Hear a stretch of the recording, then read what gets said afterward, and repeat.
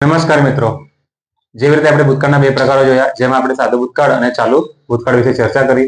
મિત્રો, આપણે જોયું કે કયા પરિસ્થિતિમાં આપણે પહેલા કાળ વાપરી શકીએ છીએ. ઓકે, એવી જ રીતે આજે આપણે ભૂતકાળનો ત્રીજો પ્રકાર એટલે ક્રમ અનુસાર જોઈએ 12 કાળમાંથી. તો આ ત્રીજો પ્રકાર 7 નંબર ઉપર આવે છે. અને જો ભૂતકાળમાં જોઈએ, ફક્ત ભૂતકાળના ટોટલ 4 પ્રકાર, જેમાંથી ભૂતકાળમાં જોઈએ તો આ ત્રીજો પ્રકાર છે. ઓકે, એનું નામ છે પાસ્ટ પરફેક્ટ ટેન્સ એટલે પૂર્ણ ભૂતકાળ. સૌથી પહેલા મિત્રો આપણે જાણીએ કે આ કાળનો ઉપયોગ ક્યારે કરવામાં આવે છે. તો મિત્રો, જો ભૂતકાળમાં તમે ક્રિયા પૂર્ણ થઈ ગઈ હતી, ઓકે, તો એવા પરિસ્થિતિમાં તમે આ કાળ વાપરી શકો. અહીંયા લખેલું છે મિત્રો, તમે જોઈ શકો છો કે ભૂતકાળમાં ક્રિયા પૂર્ણ થઈ ગઈ હોય. ઓકે, ફોર એક્ઝામ્પલ તમે જોઈ શકો છો, આપણે અહીંયા જે રીતે એક્ઝામ્પલમાં આપણે સૂત્ર જોઈએ તો એક્ઝામ્પલ પણ આપણે ખબર પડી જશે.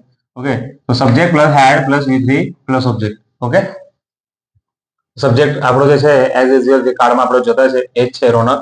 પછી સૂત્ર મુજબ હેડ અને V3 આવી ગયું આપણું ઈટન, અને ઓબ્જેક્ટ આવી ગયું આપણું મેંગો. એટલે આપણું વાક્ય બને છે રોનક હેડ ઈટન મેંગો. રોનક હેડ ઈટન મેંગો એટલે રોનકે કેરી ખાધેલી હતી. એટલે એને કેરી ખાવાની ક્રિયા ભૂતકાળમાં પૂર્ણ થઈ ગઈ હતી. ઓકે, એવી રીતે તમારે આ એવા પરિસ્થિતિમાં કાળનો ઉપયોગ કરવાનો છે. અને પછી આપણે છે નકારાત્મક વાક્ય. ઓકે, તો મિત્રો, જેવી રીતે આપણે ચર્ચા ઓલરેડી કરી છે કે નોટ ક્યાં વાપરવાનું છે, તો હેલ્પિંગ વર્બ પછી. ઓકે, તમે જોઈ શકો છો હેલ્પિંગ વર્બ જે હેડ, એના પછી તમારે નોટ ઉમેરવાનું છે. એટલે તમારું સૂત્ર બને છે subject plus had plus not plus V3 plus object. એટલે વાક્ય આપણું બનશે Ronak had not eaten mango. એટલે રોનકે કેરી ખાધેલી ન હતી. રાઈટ? તો એવી રીતે તમારું વાક્ય બને છે. તો મિત્રો, બરાબર સમજજો. ઓકે, અને જેટલું વધારે પ્રેક્ટિસ કરશો એટલું તમારા માટે સારું રહેશે. આ થઈ ગયું તમારું નેગેટિવ. જેવી રીતે આપણે પ્રશ્નાર્થકમાં શું કરીએ છીએ તો હેલ્પિંગ વર્બ શરતમાં લખીએ છીએ. એટલે હેલ્પિંગ વર્બ તમારો હેડ શરતમાં આવશે. ઓકે, બીજા પોઝિશન પર આપણો આવશે સબ્જેક્ટ. ઓકે, તો તમે જોઈ શકો છો શરતમાં હેડ સબ્જેક્ટ પછી V3 તો એમને એમ આવશે, પછી ઓબ્જેક્ટ. પ્રશ્નાર્થક વાક્ય છે એટલે આપણે અહીંયા પ્રશ્ન ચિહ્ન વાપરેલું છે. ઓકે, જેથી આપણે વાક્ય કેવી રીતે બનશે એટલે પ્રશ્ન વાક્ય. તો હેડ રોનક ઈટન મેંગો, રોનકે કેરી ખાધી હતી. રાઈટ? એવી રીતે તમારું પ્રશ્ન બને છે. પ્રશ્નાર્થક વાક્ય છે એટલે પ્રશ્ન બને છે.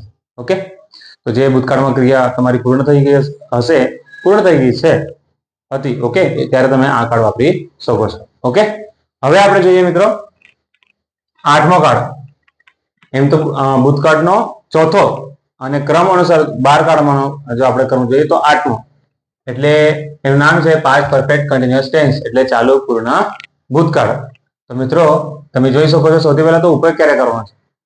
તો તમે યાદ હશે તમને, તો ચાલુ પૂર્ણ વર્તમાન કાળમાં આપણે વાત કરી હતી કે કોઈ ભૂતકાળમાં ક્રિયા આપણે શરૂ કરી હતી અને જે વર્તમાનમાં હજી એ ચાલુ છે, કાં તો પછી પૂર્ણ થઈ ગઈ હશે વર્તમાનમાં, તો ત્યારે આપણે પેલો કાળ વાપરતા હતા. એવી જ રીતે થોડો ફરક છે.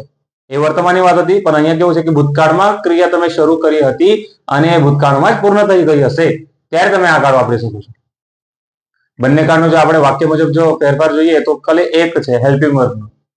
બાકી વાક્ય તમે સેમ બનાવી શકો છો કે ચાલુ પૂર્ણ વર્તમાનમાં હેવ હેઝ તમે વાપરતા હતા અને અહીંયા તમારે હેડ વાપરવું છે. આ જ ડિફરન્સ છે. જેવી રીતે અહીંયા પણ તમે જોઈ શકો છો કે પૂર્ણ વર્તમાનમાં અહીંયા આપણે હેવ હેઝ વાપરીએ છીએ અને અહીંયા ભૂતકાળમાં આપણે વાપરીએ છીએ હેડ, જેવી રીતે આપણે અહીંયા લખેલું છે. તો કમ્પેર કરવાથી આપણે ખબર પડે છે કે કેવી રીતે આપણે યાદ રાખી શકીએ, સૂત્રોને કેવી રીતે યાદ રાખી શકીએ છીએ. ઓકે, તો મિત્રો, આ કાળમાં આપણે જોઈ શકીએ છીએ જેવી રીતે આપણે યુઝની વાત કરી છે એવી જ રીતે અહીંયા આપણે તમે વાક્ય જોઈ શકો છો.